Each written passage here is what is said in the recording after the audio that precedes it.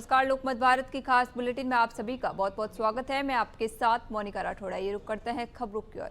अजमेर जिले में पुलिस अधीक्षक हर्षवर्धन अग्रवाल ने नसीराबाद सदर थाने का सघन निरीक्षण किया और इसके बाद नसीराबाद वृत्त के अंतर्गत आने वाली सिटी थाना, सदर थाना और श्रीनगर थाना की क्राइम बैठक ली। बैठक के दौरान उन्होंने क्षेत्र में अपराध और अवैध गतिविधियों की विस्तृत जानकारी लेकर उन पर जीरो टॉलरेंस नीति के तहत सख्त कार्रवाई करने के निर्देश दिए। इस मौके पर डिवीजन डीएसपी कृष्ण कुमार यादव, सदर थाना अधिकारी अशोक बिशु, सिटी थाना अधिकारी पंकज कुमार और श्रीनगर थाना अधिकारी पारुल यादव मौजूद रहे। क्राइम बैठक से पहले पुलिस अधीक्षक को गार्ड ऑफ ऑनर भी दिया गया।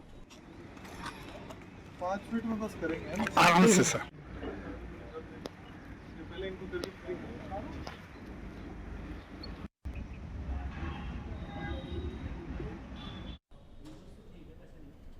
भिलवाड़ा में नारी शक्ति वंदन अधिनियम को लेकर भाजपा महिला मोर्चा ने बड़ा विरोध प्रदर्शन किया है। सूचना केंद्र चौराहे पर बड़ी संख्या में महिलाओं ने एकत्र होकर गांधी गेट से शहर के मुख्य मार्गों पर जुलूस निकाला। इसी दौरान विपक्षी नेताओं राहुल गांधी, अखिलेश यादव और ममता बनर्जी के पुतलों की प्रतीकात्मक अर्थी यात्रा निकाली गई और बाद में उन्हें कूड़ेदान में डाला गया। प्रदर्शनकारियों ने मानव श्रृंखला बनाकर भी विरोध दर्ज कराया। भाजपा महिला मोर्चा के पूर्व प्रदेश अध्यक्ष मधु शर्मा ने कहा कि विपक्ष द्वारा विधेयक का विरोध महिलाओं के अधिकारों का हनन है, जिससे महिलाओं में भारी आक्रोश है। उन्होंने आरोप लगाया कि इससे महिलाओं को राजनीतिक प्रतिनिधित्व से वंचित किया गया है। प्रदर्शन के दौरान सरकार के समर्थन में नारेबाजी भी की गई।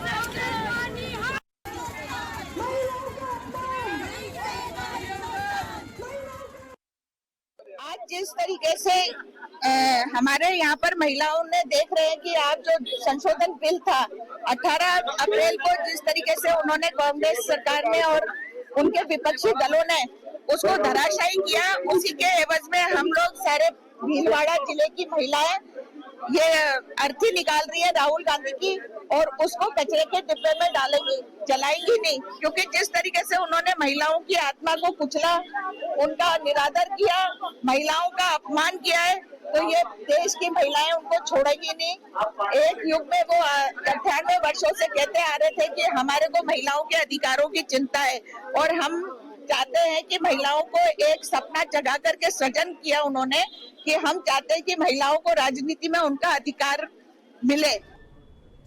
कोटा ग्रामीण के इटावा थाना क्षेत्र में 25 वर्षीय धर्मेंद्र सिंह की मौत का मामला सामने आया है। धर्मेंद्र की शादी 1 मई को तय थी और वह 22 अप्रैल को अपनी मंगेतर और परिजनों के साथ खरीदारी के लिए इटावा गया था। लौटते समय जलेश्वर महादेव के पास बाइक सवार 3 अज्ञात लोगों ने उस पर जानलेवा हमला कर दिया, जिससे वह गंभीर रूप से घायल हो गया। इलाज के दौरान कोटा में उसकी मौत हो गई। शुरुआत में मामला अज्ञात हमलावरों का माना गया, लेकिन पुलिस जांच में चौंकाने वाला खुलासा हुआ। आरोप है कि शादी से बचने के लिए मंगेतर उसके पिता और अन्य लोगों से मिलकर साजिश रची थी। कथित रूप से 10,000 रुपए देकर युवक के पैर तोड़ने की सुपारी दी गई थी। पुलिस ने इस मामले में मंगेतर, उसके पिता सहित कुछ आरोपियों को गिरफ्तार किया है, जबकि अन्य की तलाश जारी है।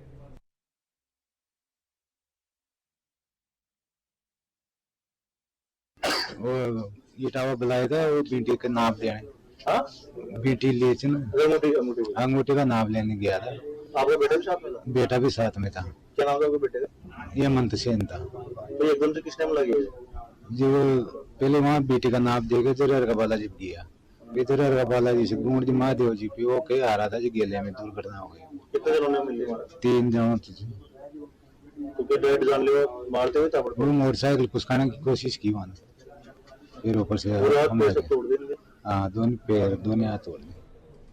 नदबई कस्बे के पंजाबी मोहल्ला स्थित श्री राम मंदिर के पास सराफा व्यापारी योगेंद्र चोपड़ा उर्फ योगी की गोली मारकर हत्या और लूट के मामले में आक्रोश बढ़ता जा रहा है। घटना के 1 माह बाद भी खुलासा नहीं होने पर पीड़ित परिवार और सर्व समाज ने तहसील मुख्यालय पर धरना शुरू कर दिया है। मृतक की पत्नी शालू चोपड़ा के नेतृत्व में दूसरे दिन भी धरना जारी रहा। प्रदर्शनकारियों ने 50 लाख रुपए मुआवजा, सरकारी नौकरी और पुत्र को मेडिकल कॉलेज में दाखिला देने की मांग की है। अधिकारियों ने समझाइश की कोशिश की, लेकिन सहमति नहीं बनी। लोगों ने सरकार और प्रशासन के खिलाफ नारेबाजी करते हुए कैंडल मार्च निकाला। सर्व समाज ने चेतावनी दी है कि 48 घंटे में मांगे पूरी नहीं हुई तो आमरण अनशन शुरू किया जाएगा।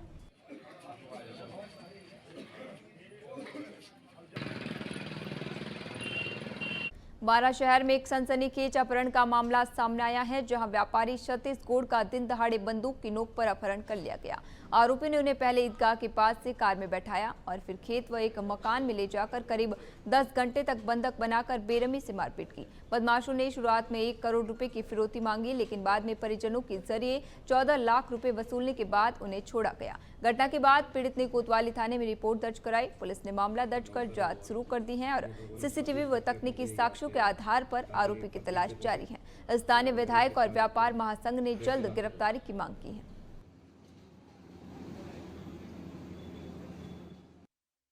बैंक में बैलेंस चेक किए, बैलेंस चेक करने के बाद घर से पैसे मंगवाए, 14 लाख रुपए वो ले मेरे मुन्नी के थ्रू मैंने दिलवाए उनको। फिर जाकर 6:30 बजे छोड़ा मेरे को मारपीट करके। धमकी दी मेरे को कि तू किसी से बोलेगा पुलिस वालों से या पुलिस प्रशासन से तो तेरे बच्चे को मार देंगे, तेरी मतलब उसको बेटी को उठवा देंगे, तेरे को ऐसा कर देंगे जो तू है ना फांसी लगा के मर जाएगा, तेरे को ऐसा कर देंगे, तेरे को फांसी लगा के मरना पड़ेगा। क्या पता है आपको कौन लोग थे, पहचान हुई कैसे? एक को मैं जानता हूँ बस।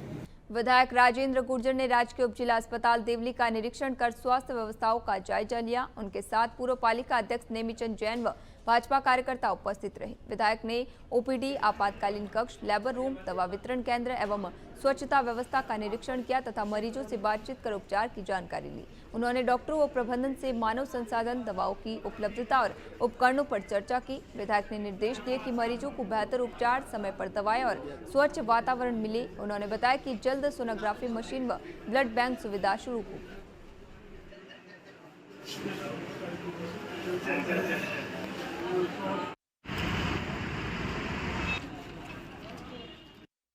और ब्लड बैंक का भी बहुत जल्दी होने वाला है। नहीं, सोनोग्राफी किस वजह से अटकी हुई है? 6 महीने से पड़ी हुई मशीन। जो एक्सपर्ट है उसके लिए टेंडर देना पड़ता है, जो प्राइवेट एक कंपनी उसको टेंडर दिया हुआ है, जो उसका आदमी आएगा तुरंत उसको चालू करेगा। और ब्लड बैंक का सब कंप्लीट हो गया, जल्दी उसको चालू। झुंझुनू जिले में मंडरेला रोड स्थित इसरपुरा के पास देर रात एक भीषण सड़क हादसे में 3 युवकों की मौत हो गई, जबकि एक व्यक्ति गंभीर रूप से घायल हो गया। जानकारी के अनुसार झुंझुनू शहर के 4 दोस्त भजन संध्या से लौट रहे थे। इसी दौरान सड़क पर अचानक आए आवारा पशु को बचाने के प्रयास में तेज रफ्तार वरना कार अनियंत्रित होकर कई बार पलट गई। हादसे में सुनील शुक्ला, गौरव सैनी और विजय ढांड की मौके पर ही मौत हो गई।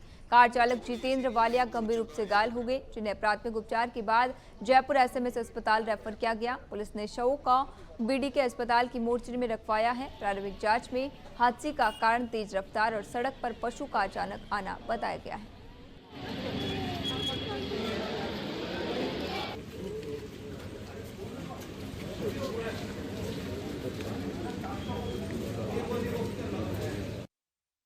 तारीख को करीब 12 साढ़े 12 बजे 4 व्यक्ति थे जो अपनी वरना गाड़ी से सोनासर में किसी भजन कीर्तन कार्यक्रम में शामिल होकर शरीक होकर और फिर वापस अपने घर झुंझुनू शहर जा रहे थे। इस रात में कोई या तो कोई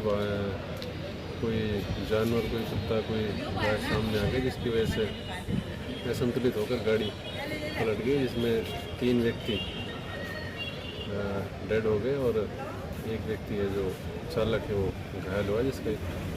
और रात को 12 या 12:30 बजे की समथिंग की बात है, अपना ये राई डाणी से कोई झूना का 4 लड़का मारिया का, वह कोई वरना गाड़ी में बैठ के आ रहे, अचानक आगे कोई जानवर आने से या के होने से वह बैलेंस बिगड़ गया गाड़ी को और वो पलटा मारते मारते पूरा खेत में आ गई। उसकी 3 खत्म हो गया और एक की हालत सीरियस है।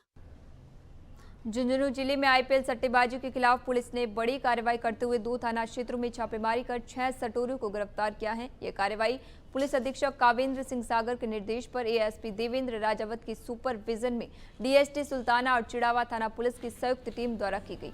पहली कार्रवाई निजामपुरा क्षेत्र में हुई, जहां से संदीप और अनिकेत को पकड़ा तथा लैपटॉप, मोबाइल, टैबलेट, टीवी और सट्टे का हिसाब किताब बरामद हुआ। दूसरी कार्रवाई चिड़ावा के बुकर फार्म हाउस में की गई, जहां से रोहित कृष्ण गोपाल शर्मा, विकास शर्मा और राजेश कटारिया गिरफ्तार किए गए। यहां से भी इलेक्ट्रॉनिक उपकरण और दस्तावेज जब्त किए गए। आरोपी ऑनलाइन और ऑफलाइन सट्टा चला रहे थे। मामले की जांच जारी है।